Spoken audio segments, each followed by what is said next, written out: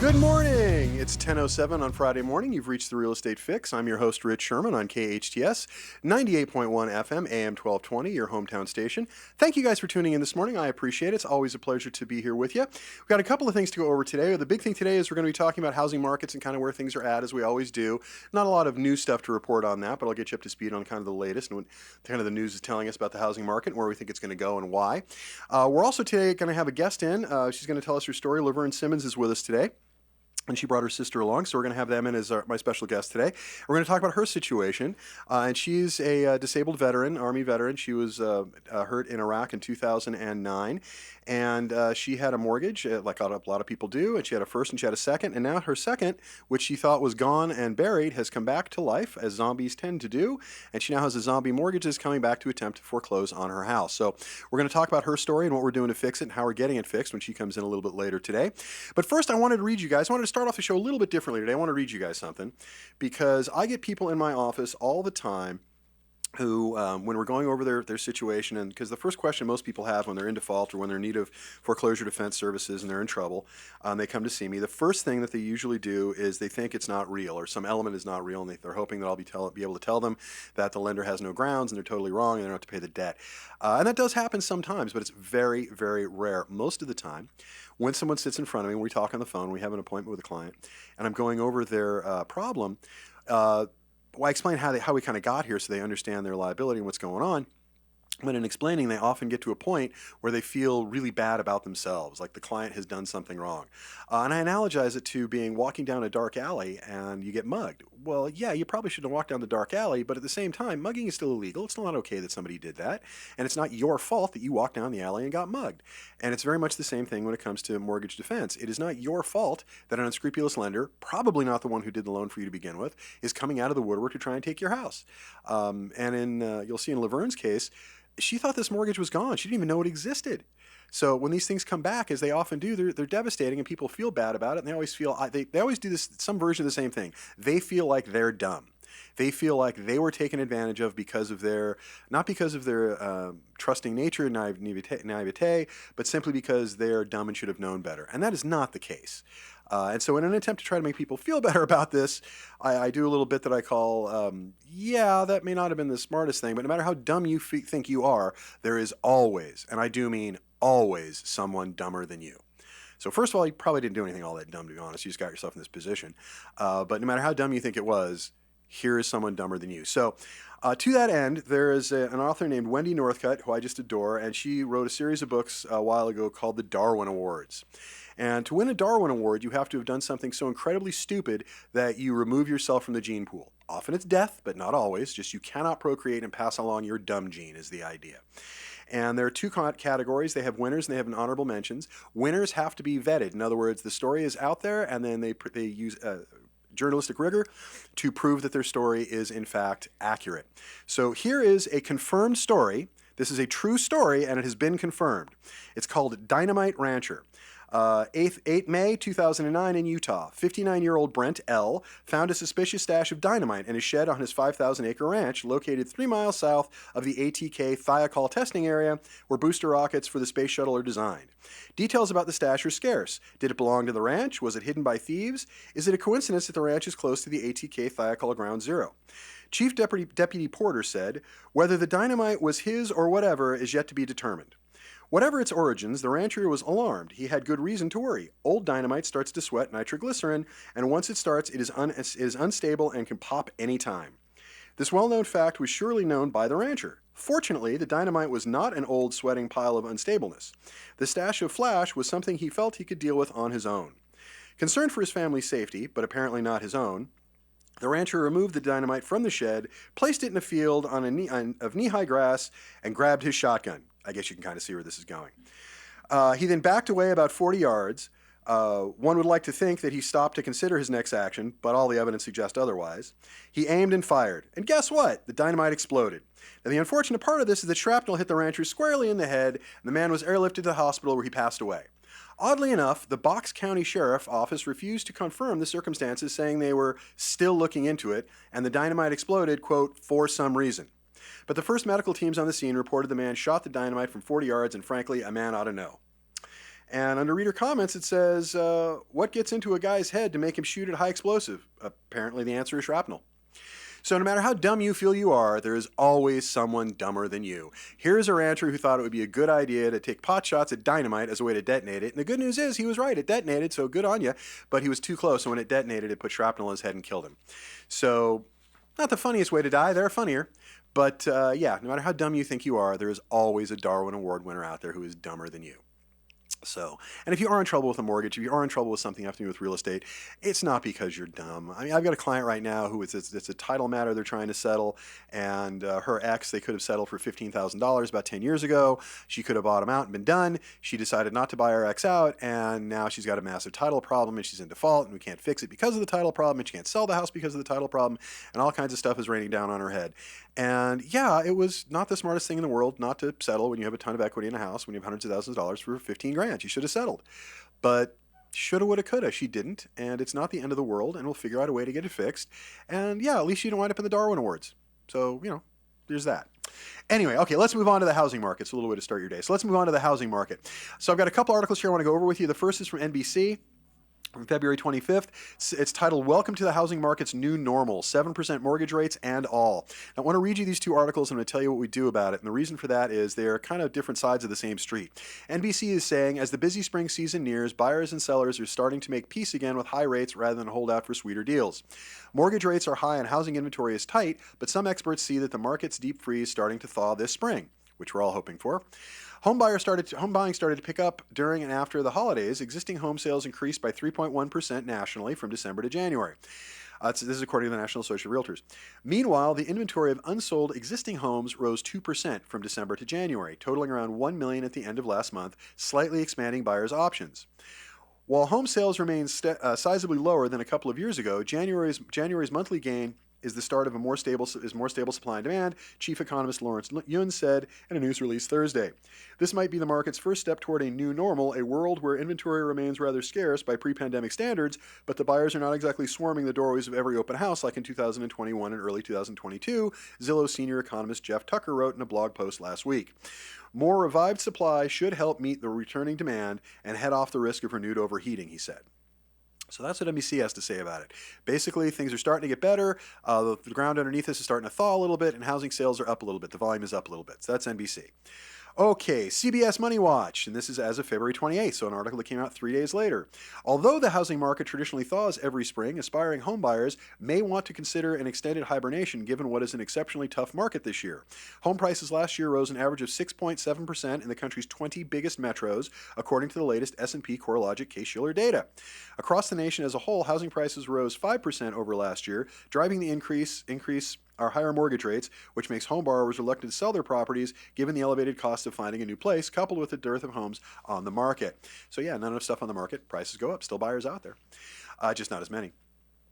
According to Javier E. David, managing editor for business and markets at Axios, and Axios is a good site to watch for this, it is just a sort of toxic brew that means that people are not willing to sell houses, and the people who are actually looking for them don't have a lot of stock or don't have a lot of affordable options.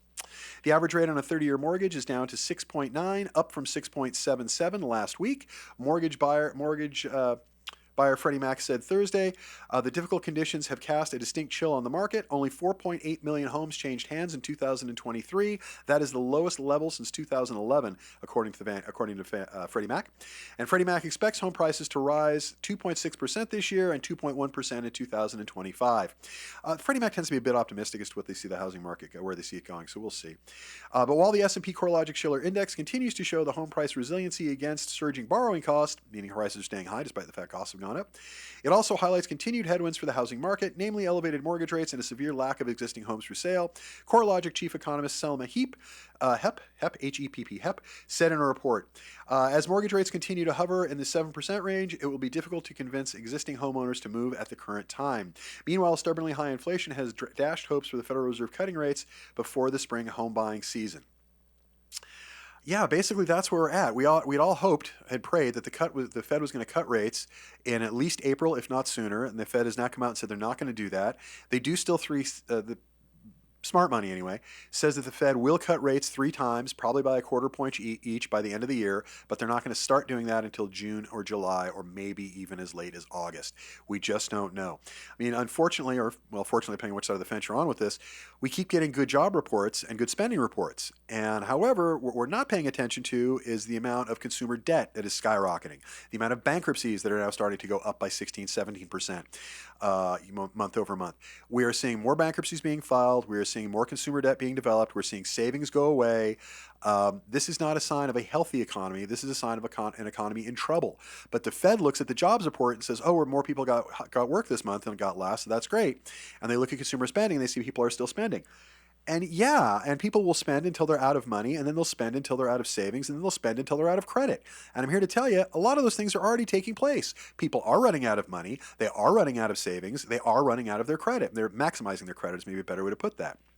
I promise you, by this time next year, I guarantee you this, in the next 12 months, we are going to see the amount of consumer debt in this country skyrocket.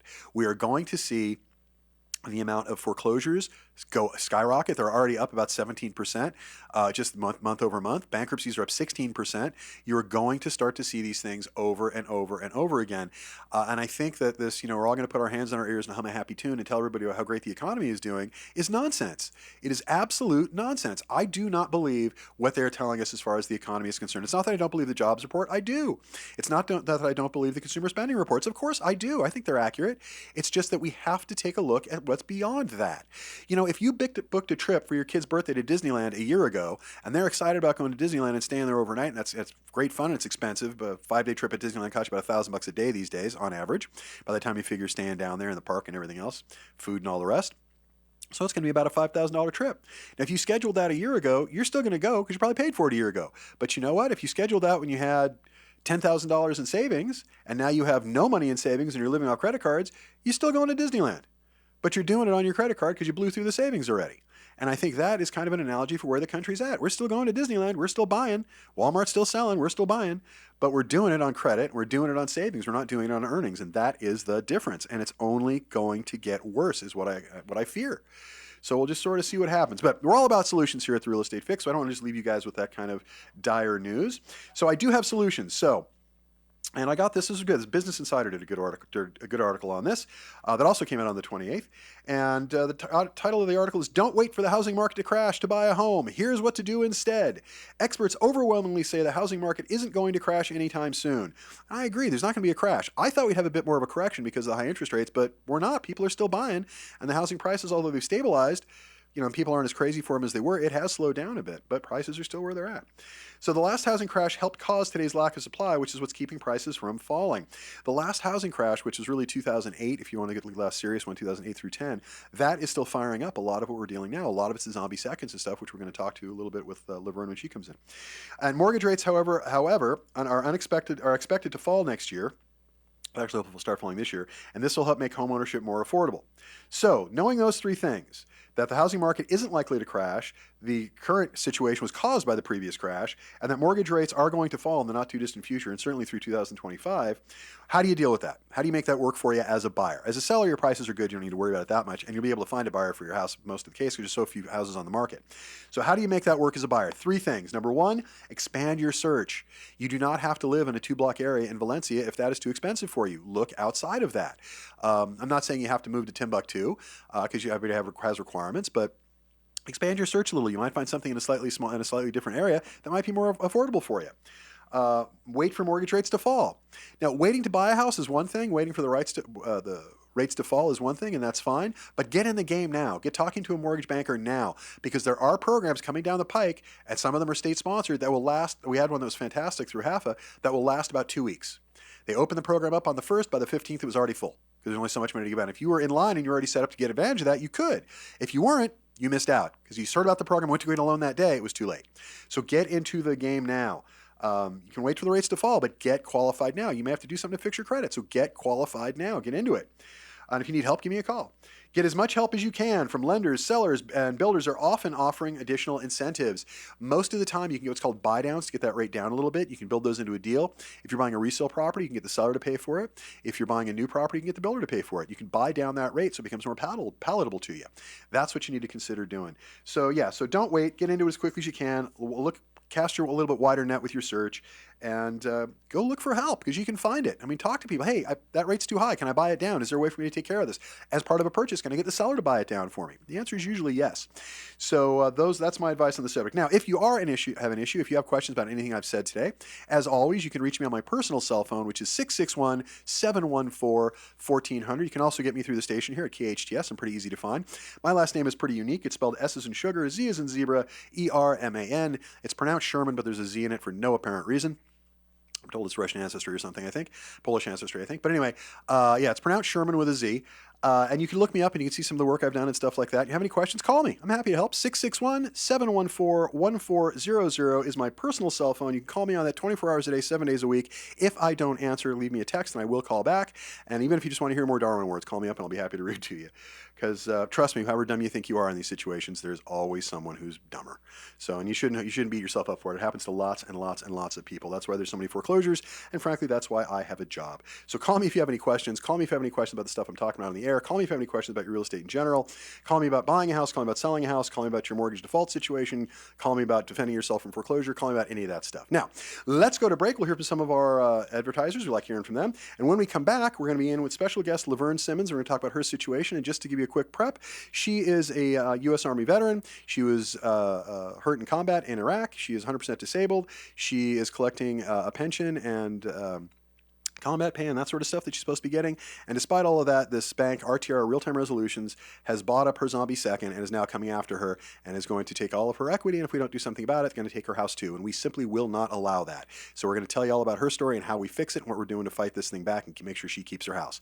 So tune in after the break and we'll be talking to Laverne. We'll teach you all about how to fight off a zombie second. I'm your host, Rich Szerman. You're listening to The Real Estate Fix on KHTS 98.1 FM, AM 1220. I'm Rich Szerman. Thank you. Bye. Hello, everybody. Thank you for listening through the break. Thank you for coming back. I appreciate it. As promised, we're sitting here with our special in-studio guest today. We have Laverne Simmons and her sister Corinthia have joined us in studio. We're going to talk a little bit about Laverne's situation. She's been nice enough to come in, and she's going to share her story with us so you guys can all kind of hear what's going on. And I find a lot of times with these things, you have mortgage issues, and in Laverne's case, I'll lay it out for you here in a second. A lot of people have issues. One of the biggest problems that I see, and one of the reasons that the banks are able to get away with this kind of stuff, is because when people have mortgage issues, they don't want to tell their neighbors. They don't want to tell people what's going on. They don't want to say, this is my name, and the bank is taking advantage of me. This is what's going on. It's kind of like, to use my mugging example again, a lot of people, when they get mugged, don't want to talk about it either because they feel they've done something wrong, which is sort of kind of our overarching theme to the show here today. And I'm here to tell you, you didn't do anything wrong. In fact, in Laverne's case, you guys will hear, and we'll have her tell you her story as well, she did everything right. And still, despite that, she's got a zombie second that's coming after her. So here's the basic situation. Laverne bought her house in 2006, right? Yes. And she was in the military, U.S. Army, right? Yes. U.S. Army veteran.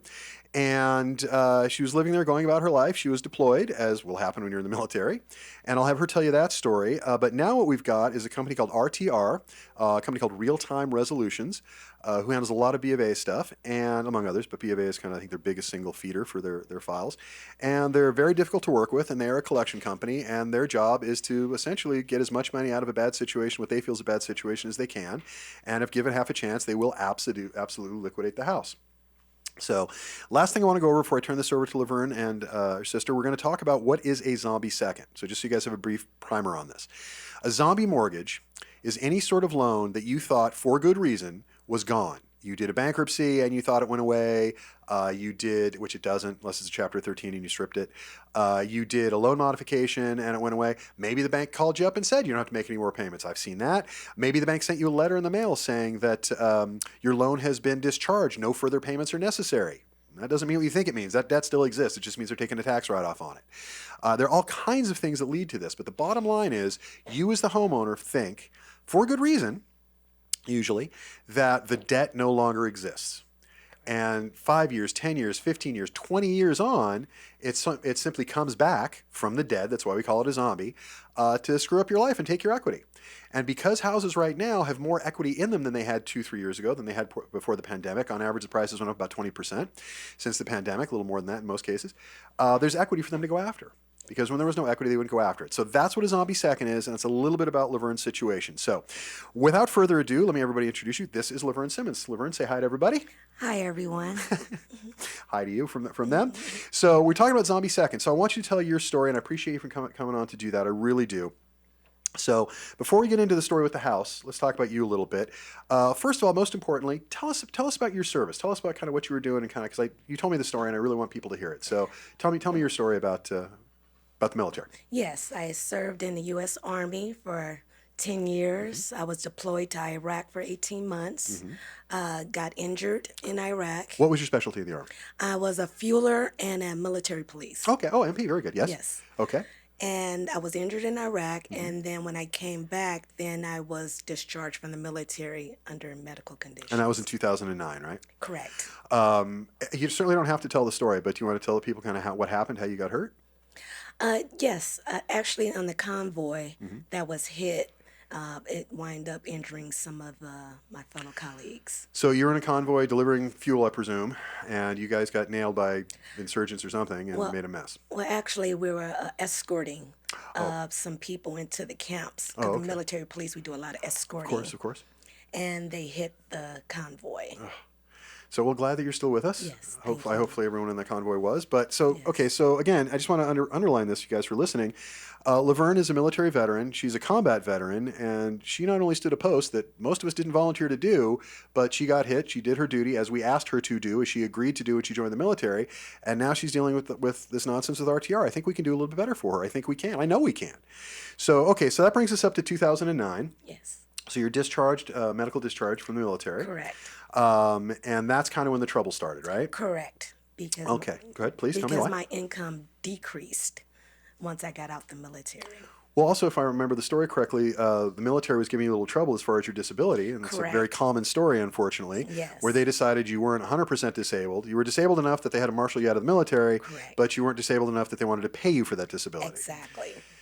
Yeah, that's maybe the topic for another show. So I don't want to stay on that too long because I'll get really angry, and I don't want this to be the first day I cursed on the air. I promise the owners I wouldn't. So so we'll just leave that issue alone. The military usually gets where they need to go, but in my view, and just what I've seen with the clients that I've dealt with on this subject, and this is not my specialty, but we get into it a lot, they take a little longer than I feel they should. A lot longer. And that creates other problems. So in your case, you went through that, and that lasted for what, a year, 2 years, something like that? No, about 4 or 5 years. Oh gosh, 4 or 5 years. Okay, yes. So your income was limited for 4 or 5 years incorrectly. Correct. They finally got it sorted out, but of course you're still 4 or 5 years behind, and that's what caused the mortgage issues to begin with. Yes. So here you buy this, so you're in the U.S. military, you're making a decent living, you buy a house, right? Everything we ask as a society we ask you to do, and you're allowed to do, and you're supposed to do, and that's great.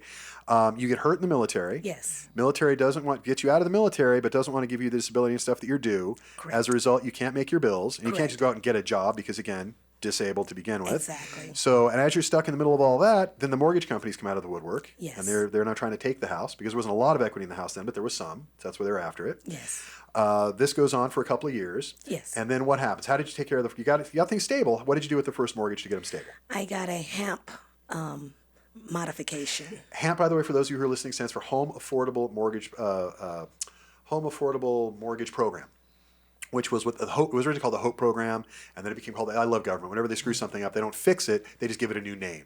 So it was the HOPE program, and that would have all kinds of issues. And then they updated it and called it the HAMP program. But it was a very, very popular, very useful. In fact, we used a ton of it.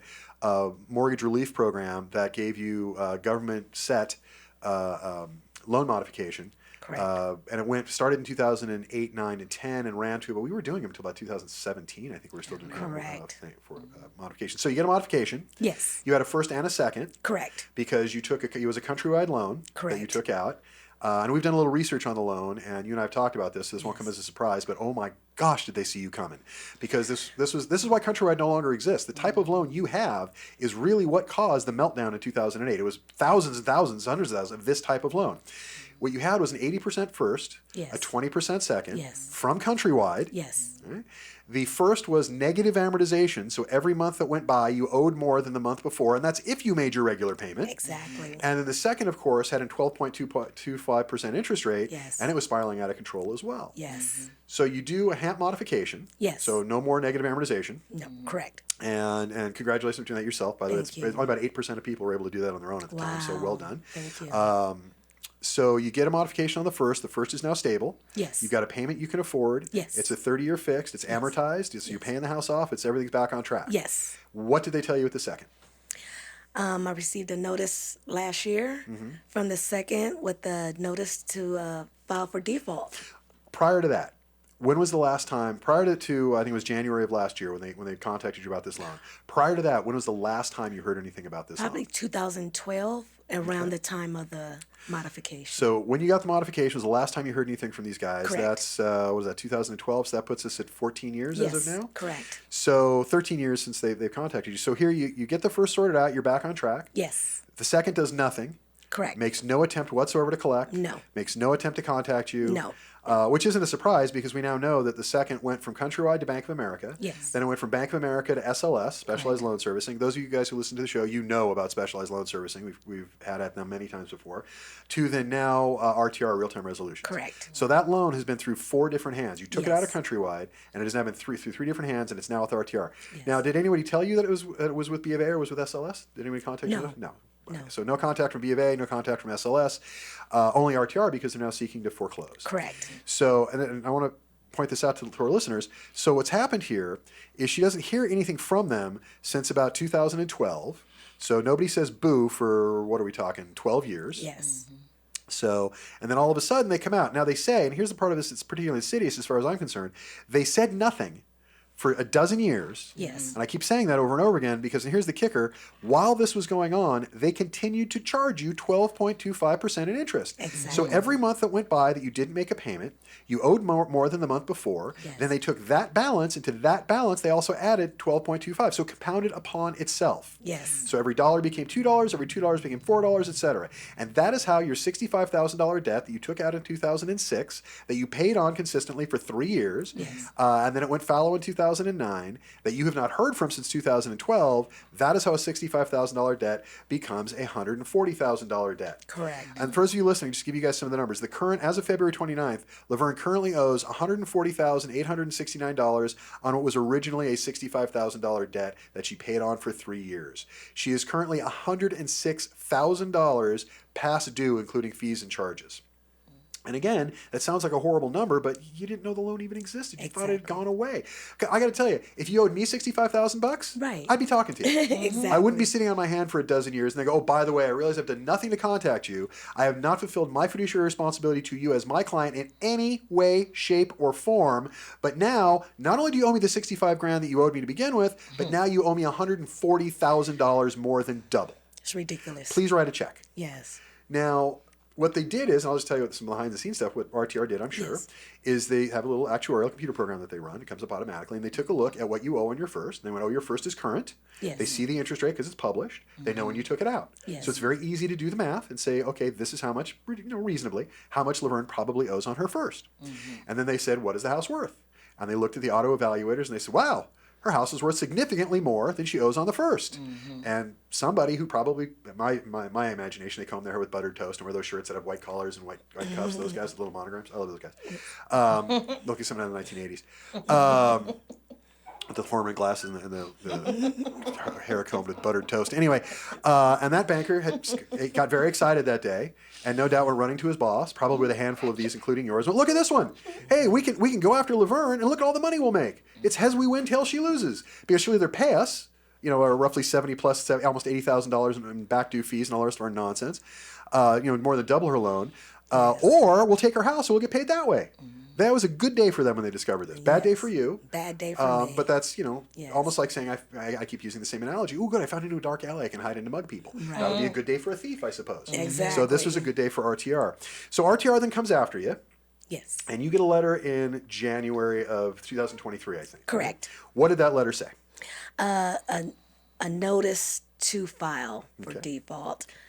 So they sent you a letter saying, pay us now, or you're gonna file when you file a notice of default, it says we're taking your house. Correct. That's what a default is. Correct. That's the remedy. Correct. So you get this letter out of the blue. Yes. And had no idea what was going on. Thought this Correct. was a done deal. You're going about your life. You're Yes. paying your bills on time. Your credit score is excellent. Yes. Another thing, by the way, that as soon as they saw, they thought was great because you have a good credit score, which means you can probably refinance your way out of this. It's not quite that simple, but that's the way they look at it. So that made you even more. So in other words, by doing what you were supposed to do, Yes. by making your mortgage payment on your first on time, which, Yes. by the way, every time you make a mortgage payment, you owe a little less, which is the idea, which means there's a little bit more room for them to come and foreclose on. Yes. So that's nice to find out.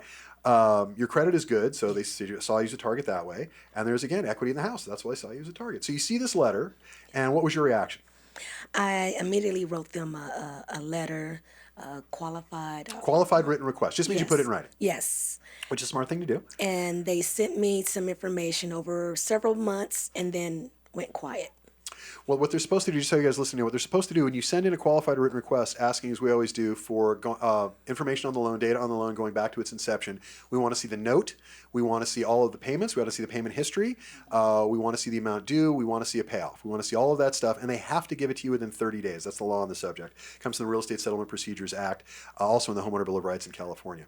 So they have to give you that information. They're supposed to do it within 30 days, did they? No, they did not. Not a surprise at all. So, and your remedy here would be to sue them, which most people aren't going to do, and that's why they drag their feet and do these things. Plus, they're not in a hurry to give you the information. The more information you have, the easier it is for you to defend yourself, and why would they want to do that? So they took forever to give you the information. Yes. They finally did. Now, if I was looking at the kind of type of loan you took out, I wouldn't want to produce it for the client either, because I'd be pretty ashamed that my company had done that, because it's awful. So, 2023, you get this letter, you send back a letter saying, hey, what's going on? They send you some information, but it takes them way longer than that to do it. And then what happens? You get all the information back. Then over several months, then they laid quiet. And then next thing I know, I started receiving phone calls of January of this year saying I have a notice of default. Okay.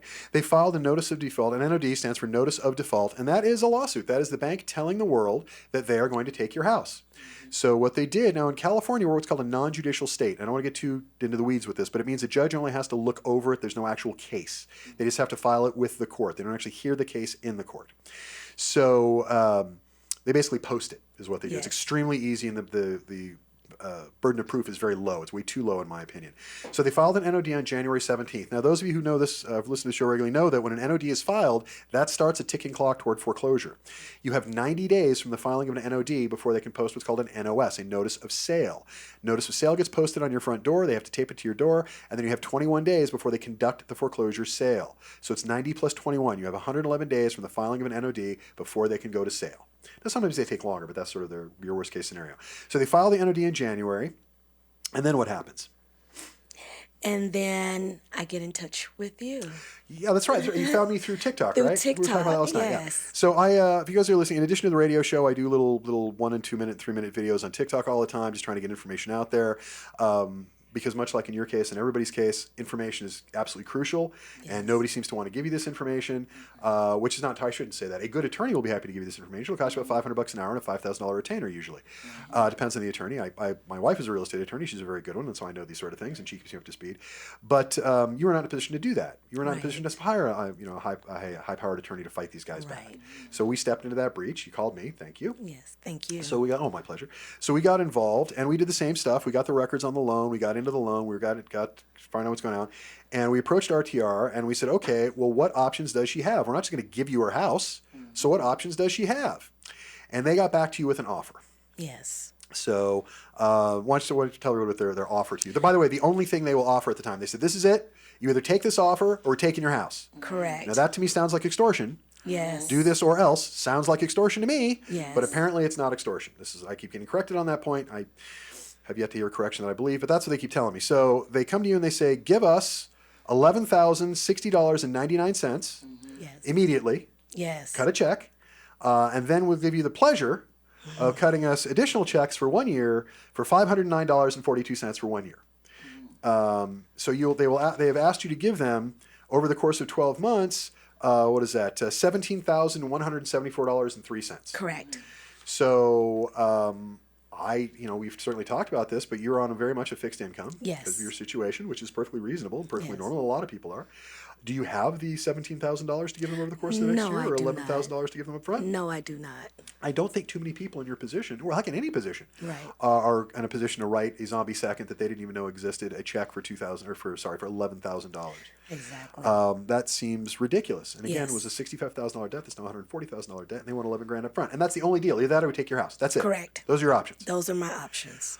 Well, now what? I don't know. All right. Well, I tell you what, we do have a solution to that problem, and we'll talk about that when we come back. Well, we talked about it. Yes. But we'll talk about that when we come back. So I want you guys to see how this kind of stuff sort of plays out. So I tell you what, why don't we go to break? Why don't we hear from some more of the sponsors of the show?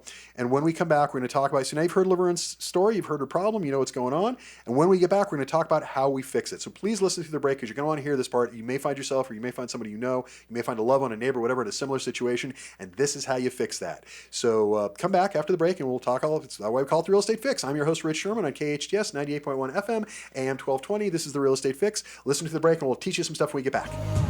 Hi guys, thanks for listening to the break. You've reached the Real Estate Fix on KHTS 98.1 FM, AM 1220, your hometown station. I'm Rich Szerman, your host, and we're in today with special guest Laverne Simmons and her sister Corinthia, and we're talking about her situation. And just to give you guys a quick primer, if you've not been listening, Laverne is a U.S. Army veteran who was injured in combat, and RTR is trying to take her house with a zombie second, which we stand in direct opposition to because that's wrong. We talked about a lot of different stuff, some of the numbers and stuff, but before we go any further, and we talk about how the solution that we have to this, I want to talk a little bit about your house. Now, what does your house, and I think this is true of everybody, but what does this house mean to you? What does it mean to your family? Everything. Who lives there? Me, my daughters, my grandkids. It's Multi-generational then? Multi-generational. I've been in the home 18 years. And it's been a focal point for other family members throughout the years. The bridge for them to get their own places and things of that nature. But it's my safety, it's my peace. Does your whole family is yours the house and the family, or the whole family kind of congregates? That's where we have things. We Correct. don't discuss where we're having Thanksgiving. Yes. We're just having it at Lorraine's house. Yes. That's just the way that works. Yes. Corinthia, what I'd like you to weigh in on this as well. I mean, I know you don't live in the house, but you're in the house all the time, I'm sure. Well, Tight I could family. second that. You're absolutely right. I don't live there, but there was a period in time where I did. Oh, well, yeah. During the pandemic, we became houseless, Sure. me and my family, and I'm sorry to hear that. called her, told her my situation. I get emotional because it's still fresh, Of course. and it was not a word exchange. Come on. Well, I got a room in the inn. Come in. Stay as long as you need to. She didn't ask for any financial assistance. She wanted to see me do better. And her home is that, my mom always say, some people have that house by the side of the road. It doesn't matter who you are. If there's a vacancy, you're welcome to come in. And that's what that house means to us as a family. And that's just not me. Anyone. Yeah, I think it's The true of everything. seniors, all the seniors of the family. Laverne is very, very passionate about the seniors of the family. Her mothers and fathers, brothers and sisters who would have otherwise became houseless as well. And she opened up her home to them as well and took them in and allowed them a safe haven to be able to function every day. Because one thing you can't do is operate from a place of nothing. Yeah, if there's no roof over your head, it's hard to get anything else to happen. It's hard to fix any other problem in your life if you don't have a place to sleep. Because that's a constant. Of course. Of course. Well, they say, what is it? The three most important thing in most people's lives are your health and the health of your loved ones, Yes. housing, Yes. Yes. and food, Yes. and then employment in that order. So Yes. housing is more important to most people than eating or than Definitely. employment. I mean, that's Yes. that important. It's number 2 on the list. Yes. Definitely. Other than your health and that of your family, I mean, it's number 2 on your list. Yes. Exactly. So that's certainly understandable. So your house has served as sort of the family lifeboat, Yes. as it does. My house did during the pandemic. I certainly understand that. And it's multi-generational, everybody living in your house. So Yes. it's not just a house. It's not just numbers on a piece of paper. And No, that's kind of the right. point I want to make. Now, our listeners who are homeowners all know that. Right. But I think the banks, especially the ones who traffic in the zombie second part of the business, which is a really dark and nasty part of the business, I don't think they know that. Right. I just don't think they know that. I mean, the last rep I talked to at RTR, and I doubt she and I will be talking again, because the last conversation we had, and this was just yesterday, I was a little frustrated with her responses to me, and I asked her, when your shift ends today, when you clock out, Right. you have a home to go to? And she was very, she said, of course I have. Yeah, I have a house. I said, do you own it? She says, yeah.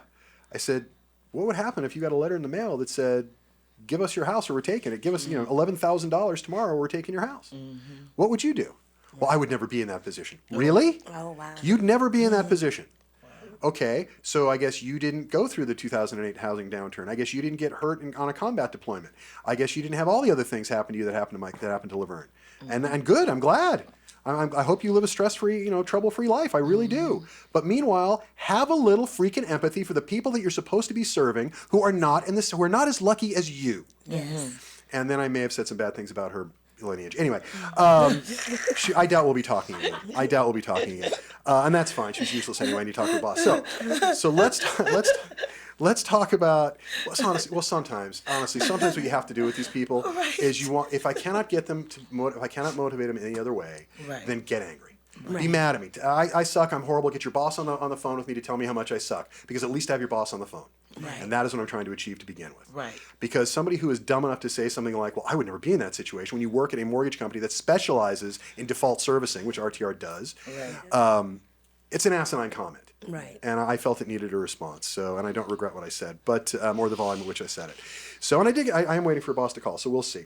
Now, we did get the offer from RTR bettered a little bit. Not a lot. We still need to move the needle, but a little bit. So now what they're willing to offer you, since we got involved, is they're now offering you that same $11,000, but they're willing to split that up over 6 months. So at least it's not $11,000 up front, but it's still $3,686.99, $3,700 basically a month for the next 6 months. And then it's $509 a month for a year after that. Now, the good news about that is, instead of this being a plan that's just 1 year and then you're bouncing into the higher interest rate and all the rest of the stuff, at least this pushes it out to 18 months. Okay. So it's a little bit better. So it's still not a grand success, but it's a little bit better. It's a little more palatable. Now, they didn't make you that offer. They didn't tell you could break it up over 6 months. That was nothing. That was just give us $11,000 or else. Exactly. We got involved, and now all of a sudden we can break it up over the next 6 months. And it's 5 nights, so it gives you 18 months to do that. Now, the other thing, and I haven't had a chance to talk about this yet, we did have a long chat with him yesterday at RTR. This is before they hang up on me. Anyway, they've not only have they agreed to that, they've also agreed to take the amount that you owe. In other words, they're going to take the money up front in what's called the temporary payment agreement. We've talked about the TPA. That $11,000 and the $500 a month, they're going to take that and apply that to your past due amount. Your past due amount right now is $106,000. So that roughly $17,000 will be used against that. That'll leave you at the end of the day, by the time you go through the year and everything else, they're going to defer a big chunk, about $89,000 of that 106 that's behind. So that'll get tacked on to the end. So you'll have a balloon payment of $89,000. But the good news is you'll only be servicing the debt for the next 7 years, because that's the length of the term left on the loan, and they'll only use that term, of $34,000. So that means your payment going forward, if we can swing this deal, should not be the $2,200 that they were asking for when it reverts back to the 12.5%. It should be $610 a month. So the way this should work out, I'll get to the weeds here, is you should be able to give them $3,600, $3,700 a month for the next 6 months, and then after that, $509 a month for the next year, and then after that, $610 from that going forward. That's the way it should work out. And listeners, the way that worked out, the reason we have that solution is because we got involved. We didn't just take what they were giving Laverne. We decided that wasn't good enough. We decided that it needed to be better, and we rolled up our sleeves, and we got in and made some noise. And by doing so, at least we don't have the deal that I want for you yet. Right. And I don't have the deal that I frankly think you deserve, but at least it's better than what they were offering. At least now it's something you could save the house with. Right. Whereas otherwise you're going to lose it for sure. So at least now we've edged into the realm of the possible. We just now got to get it done. Correct. So if anybody else is there anything else you guys want to say before we wrap up? No, thank you so much. Thank you guys for listening. I'm your host, Rich Szerman. If you have any trouble, give me a call, 661-714-1400. Be good humans. Have a good week. Thank you very much.